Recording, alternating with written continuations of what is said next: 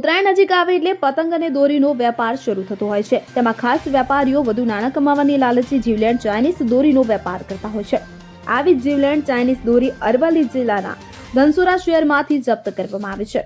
મળી આવતી જાણકારી અનુસાર ધનસુરા પોલીસે વાહન ચેકિંગમાં હતી તે દરમિયાન એક ઇકો કારમાં કઈ શંકાસ્પદ વસ્તુ હોવાનું જણાવતા ઇકો કાર થોભાવી તેની તપાસ કરતા તેમાં રહેલા ખોખામાંથી પ્રતિબંધિત ચાઇનીઝ દોરીની 260 ફિરકીઓ મળી આવી હતી.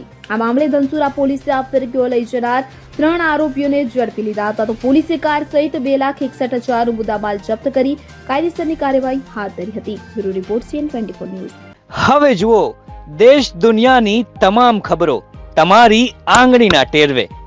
ઉઠાવો મોબાઈલ અને Google Play Store પરથી ડાઉનલોડ કરો અમારી CN24 ન્યૂઝ મોબાઈલ એપ.